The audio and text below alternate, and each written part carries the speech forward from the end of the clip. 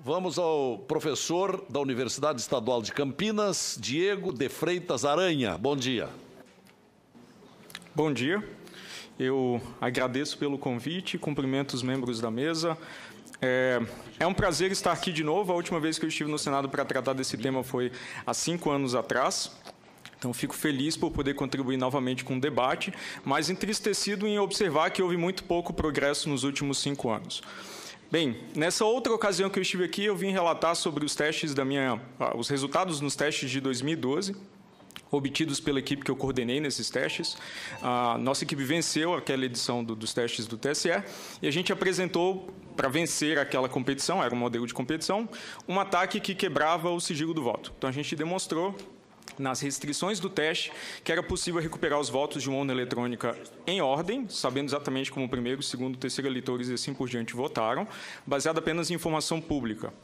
Outra consequência, outro resultado importante nesses testes, que a gente não teve tempo de explorar, porque eles têm um escopo e tempo limitados, que a integridade do software de votação e, consequentemente, dos resultados produzidos pela urna eletrônica dependia de segredos inseridos diretamente no código-fonte do software, do programa, que é uma decisão de projeto que viola as boas práticas desde os anos 90 na área de segurança. Assim, isso é questão de livro-texto, não é fronteira de tecnologia. Isso é desaconselhado desde que a área de segurança é uma área formalmente constituída. Bem, é importante observar que um sistema puramente eletrônico de votação, todas as suas propriedades principais, como o sigilo do voto e a integridade dos resultados, dependem unicamente da qualidade do software, dos mecanismos de segurança nele implementados e na resistência desses mecanismos a uma subversão, a um ataque externo. Portanto, esses sistemas são especialmente vulneráveis ao que a gente chama de fraude interna. Um programador mal intencionado que, de repente, trabalha no tribunal e tem acesso privilegiado ao sistema e está na posição também privilegiada para montar uma fraude em larga escala, talvez indetectável se ele for sofisticado o suficiente. Esse tipo de abordagem de fraude interna não pode ser exercitada nos testes de segurança do TSE. Então, os testes de segurança do TSE forçam os pesquisadores, as pessoas que participam, a tentar montar o que a gente chama de fraude externa. Alguém que não tem esse acesso privilegiado ao sistema de votação para programá-lo, para que ele se comporte de maneira desonesta, mas ele tenta descobrir como esses mecanismos foram implementados e tenta contorná-los de alguma forma. Então, eu coordenei novamente uma equipe em 2017 nos testes de segurança, equipe composta por Pedro Iossis, Caio Luders, Tiago Cardoso e Paulo Matias, de diferentes estados do Brasil, e a gente novamente obteve resultados muito, como que eu posso dizer, com muito sucesso nos testes, né? Sucesso para a equipe, não exatamente para o TSE. E foi dito aqui que esses testes ocorrem em condições particulares. Isso é fato. As condições de trabalho de pesquisadores nos testes do TSE são tipicamente piores do que um fraudador teria na prática. Eu vou listar algumas das restrições. A gente tinha, por exemplo, 4 dias para observar o código-fonte, que tem mais de 10 milhões de linhas de código, algo que é impossível de qualquer humano fazer num prazo tão curto. A gente tinha 4 dias para montar ataques contra o sistema. Eu imagino que um fraudador não precisa obedecer restrições de tempo tão rigorosas.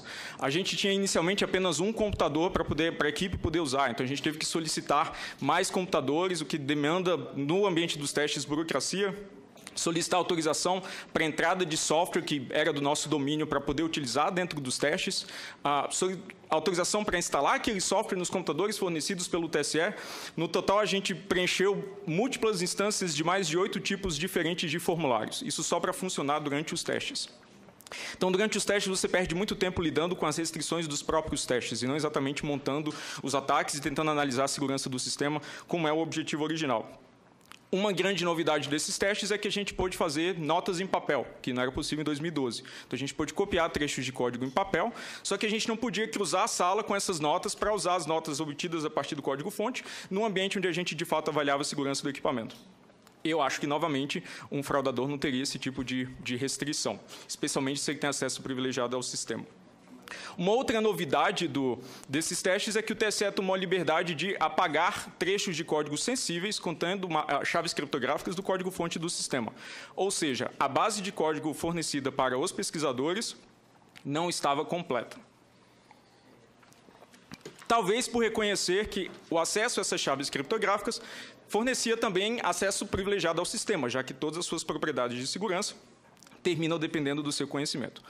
De qualquer forma, a gente conseguiu contornar todas essas restrições e exploramos uma sequência de vulnerabilidades durante os testes que permitiram a gente chegar até o ponto de adulterar o software de votação para injetar código de nossa autoria para ser executado no ambiente da urna eletrônica.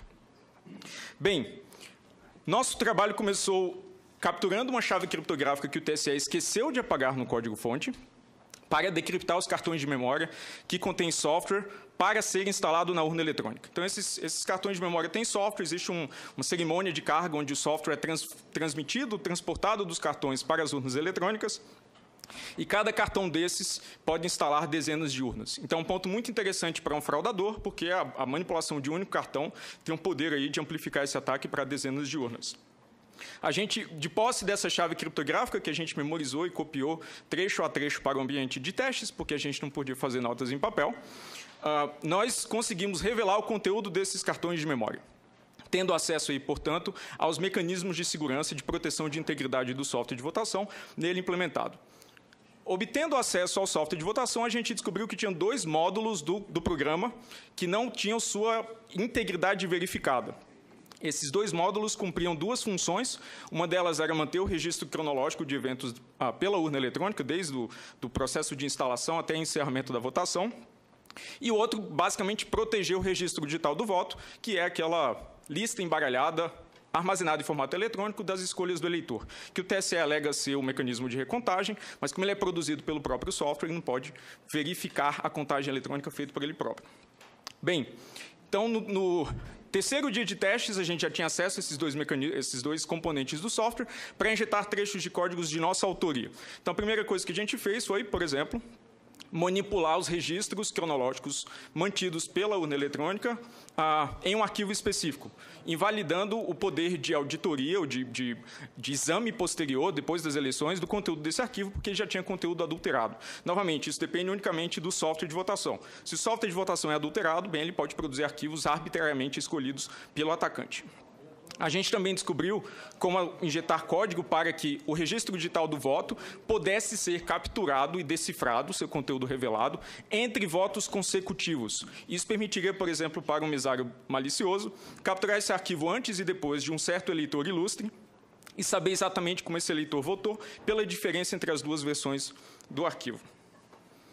No último dia dos testes, a gente teve os principais progressos, porque a gente descobriu, a gente passou a não mais interferir com as funcionalidades fornecidas por esses 2 componentes de software, mas utilizar esses 2 componentes de software para alterar o comportamento do software de votação.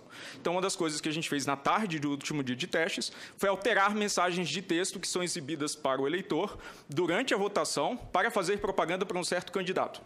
Novamente, se a gente tinha acesso ao software de votação para introduzir comandos nossos, ele podia se comportar exatamente como a gente queria. Então, uma forma muito fácil e evidente de mostrar que a gente tinha controle sobre o software de votação é alterar uma mensagem visível para o eleitor. A gente também fez bastante progresso na direção de desviar votos de um candidato para outro. A gente chegou a ter uma versão do ataque pronta e funcional nas nossas máquinas, nas máquinas onde a gente estava trabalhando. Mas a gente não teve tempo de testar essa versão do ataque na urna eletrônica, porque nos testes, todas as nossas tentativas de ataque demoravam em 40 minutos para você instalar a urna, rodar todas as rotinas de autoteste, reiniciar novamente, dar início a uma votação. Então, todos esses procedimentos tomam muito tempo do investigador, né, que, novamente, não necessariamente é restrito no caso de um fraudador minimamente habilidoso. Não é exatamente uma surpresa que o software de votação tem essas vulnerabilidades, no sentido de que todo software é intrinsecamente vulnerável. É exatamente por isso que a gente não deve confiar resultados de eleição incondicionalmente a software de votação, ou a software. Não. É por isso que é importante ter um outro comprovante físico, um registro físico do voto, que permita ao eleitor que não tem treinamento especializado, auditar se o voto específico dele, as escolhas que ele decidiu inserir no equipamento, são registradas corretamente em uma outra mídia, para que essa outra mídia sirva para auditoria, a recontagem, dependendo dos procedimentos eleitorais. Isso não é a minha opinião pessoal, esse é o entendimento da comunidade técnico-científica internacional, e isso segue exatamente a experiência de todos os outros países que implantaram o voto eletrônico em algum momento. Não há outro país no mundo que utiliza ainda sistemas de votação puramente eletrônicos, baseados em máquinas de votar. Todos eles já migraram para sistemas que fornecem maior transparência, usando um registro físico do voto. A gente pode debater aqui por uma semana qual a melhor forma de implementar esse registro, qual a melhor forma de integrá-lo no sistema brasileiro, mas eu não considero a presença de um registro físico que seja negociável. É simplesmente um requisito básico para a transparência. Em épocas de política e eleições cada vez mais polarizadas, que a gente vai ter vitórias cada vez mais apertadas, não pode haver uma dúvida, uma indecisão sobre qual o resultado correto e acurado das nossas eleições. Sobre a questão orçamentária, eu gostaria de finalizar basicamente dizendo que a possibilidade de autoria de uma eleição não deveria ter preço. Não. Basicamente, esse é o requisito fundamental de qualquer eleição, provar para os eleitores, provar para os participantes, provar para a sociedade que o resultado é acurado e honesto. Isso não deveria ser negociável. Como é que o senhor disse que a eleição não deveria ter preço? O que não deveria ter preço? Transparência não deveria ter preço. Não, gostei, é um requisito fundamental. Gostei da frase, gostei. Transparência de uma eleição não deveria ter preço. Não deveria ter preço. Ainda mais a desse ano. Exatamente. Então, essa discussão em torno de se não é possível acomodar o sistema brasileiro para que ele possa ser transparente, para mim, inverte completamente a sequência lógica das coisas. Transparência é um requisito. A gente não deveria considerar se elas podem ser tornadas transparentes ou não. A gente deveria encontrar uma forma de torná-las transparentes e depois descobrir exatamente qual que é o orçamento, como a gente pode fazer isso da maneira mais eficiente. Esse deveria ser o raciocínio.